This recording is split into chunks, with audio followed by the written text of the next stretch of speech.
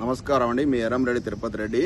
నిన్న ఒక బహిరంగ సభలో రేవంత్ రెడ్డి గారు మాట్లాడుతూ కేసీఆర్ నీకు కాళేశ్వరం మీద నోటీస్ ఇస్తేనే భయపడుతున్నావా అంటున్నాడు.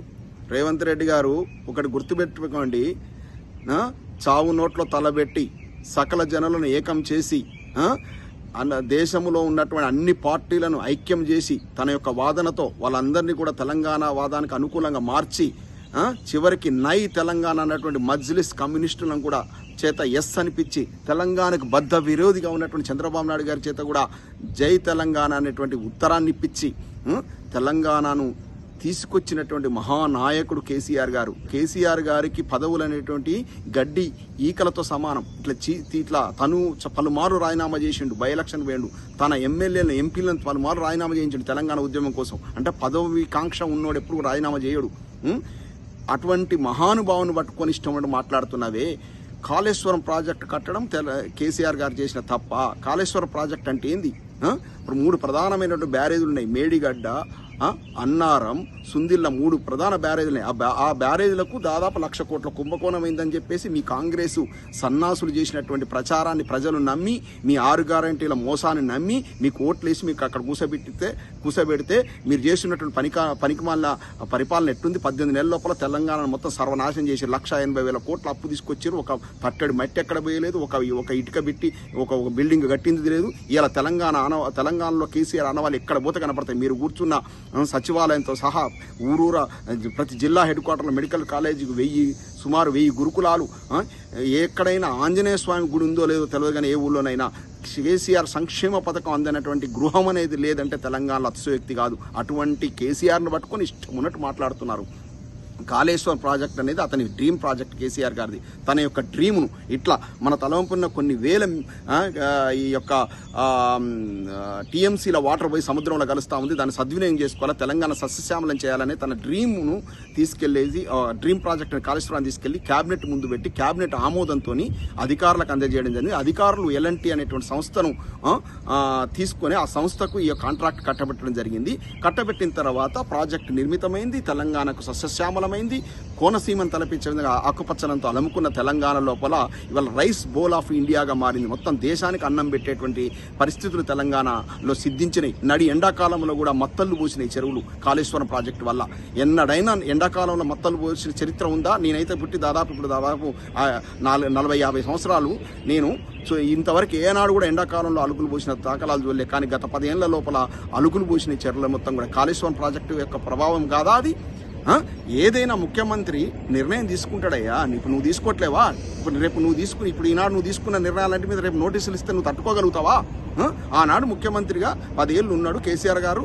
కొన్ని నిర్ణయాలు తీసుకున్నారు. తన యొక్క ప్రపోజల్ దళిత బంధు కావచ్చు, రైతు బంధు కావచ్చు, రుణమాఫీ పథకం కావచ్చు, యొక్క వృద్ధాప్య పెన్షన్లు కావచ్చు, కళ్యాణ లక్ష్మి కావచ్చు, వాటన్నిటితోటి ఇట్లాంటిది కాళేశ్వరం ప్రాజెక్టు కూడా తీసుకున్నాడు. నిర్ణయాలు తీసుకున్న తర్వాత కేబినెట్ ఆమోదం ఉంటుంది. కేబినెట్ ఆమోదం ఉన్న తర్వాత అధికారులకు అందజేస్తారు. అధికారులు ఏం చేస్తారు? దాన్ని అమలు చేసే బాధ్యతను తీసుకుంటారు. అమలు చేయడంలో ఏమైనా అక్రమాలు జరిగితే అధికారుల మీద చర్యలు ఉంటాయి. ఈ యొక్క ప్రాజెక్టు లోపల ఏమైనా లబ్ధి చేకూరితే అప్పటి ముఖ్యమంత్రి కావచ్చు, మంత్రులు కావచ్చు, వాళ్ళ మీద చర్యలు తీసుకోవచ్చు. మీరు ఆ లబ్ధి గురించి ఏమైనా చెందిందా లేదా అనే దాని గురించి మాట్లాడకుండా ఈ పనికిమాలిన నోటీసులు ఇవ్వడం ఏందండి? ప్రాజెక్ట్ కట్టడం నేరమా? ప్రాజెక్టులో ఒక బిల్డింగ్ కడతామండి. బిల్డింగ్ కట్టిన తర్వాత 3-4 ఏళ్ల తర్వాత ఒక చిన్న ఏదన్నా లోపాల వల్ల చిన్న ఏమన్నా క్రాక్ వస్తుందో, గోడ క్రాక్ వస్తుంది, ఇల్లు మొత్తం కూలగొట్టుకుంటామా? సుమారు 300 పిల్లర్లలో 2 పిల్లర్లు కుంగితే దాన్ని మొత్తాన్ని ప్రాజెక్టు మొత్తం నాశనం చేస్తారా? ఏమన్నంటే నోటికొస్తే 1,00,000 కోట్లు పెట్టిరు 3 బ్యారేజ్లకు అంటారు. ఎన్ని పెట్టిరండి? సుందిల్ల బ్యారేజ్కు 2,200 కోట్లు, అన్నారం బ్యారేజ్కు 2,500 కోట్లు, 4,600 కోట్లు ఈ యొక్క మేడిగడ్డ బ్యారేజ్కి, మొత్తం కలిపితే 9,300 కోట్లు. 9,300 కోట్లు కట్టి నిర్మించినటువంటి 300 పిల్లర్ల లోపల ఒక 2 పిల్లర్లు కుంగినాయి. 1,500 కోట్ల ఖర్చు పెడితే ఆ పిల్లర్ రిపేర్ చేయొచ్చు, బ్రహ్మాండంగా నడపవచ్చు. రిపేర్లు వస్తూనే ఉంటాయి. ప్రాజెక్ట్ అన్నాక రిపేర్లు రాకుండా ఉంటాయా? దాన్ని పట్టుకొని నోటీసులు ఇస్తామని చెప్పి కొన్ని రోజులేమో ఏది ఫార్ములా 1 రేస్ మీద కేటీఆర్ గారికి నోటీసులు అంటారు, ఇక్కడ వచ్చేసి కాళేశ్వరం నోటీసులు అంటారు, ఇంకేదో అంటారు, పనికిమాల నోటీసులు, ఫోన్ ట్యాపింగ్ నోటీసులు అంటారు. ఏంది? మీ చేతుల్లో అధికారం ఉంది కదా, మీ ఫ్రెండ్ మోడీ చేతుల్లో అధికారం ఉంది కదా, చేసుకోండి. ఎవడొద్దన్నాడు? ఆయన కేసీఆర్ అనేటువంటి భయపడేటోడా? కేసీఆర్ను ముట్టుకుంటే తెలంగాణ అగ్గి అవుతుందనే విషయం మీకు తెలియదా? ఒక చిన్న పొరపాటు జగన్ గారు చేసినటువంటి పొరపాటుకు చంద్రబాబు నాయుడు గారిని ఒక 10 రోజులు జైల్లో పెడితే ఏమైనా తుడుచుకోపెట్టుకుపోయింది వైఎస్ఆర్సీపీ ఆంధ్రప్రదేశ్ లోపల. ఆ పని మీరు చేస్తారా? మీ సహచరుల మంత్రులు ఒప్పుకుంటారా? మిమ్మల్నే తరిమి కొడతారు మీ కాంగ్రెస్ పార్టీలో ఆ పని చేస్తే. ఎందుకంటే కేసీఆర్ని ముట్టుకుంటే తెలంగాణ అగ్గి అవుతుంది.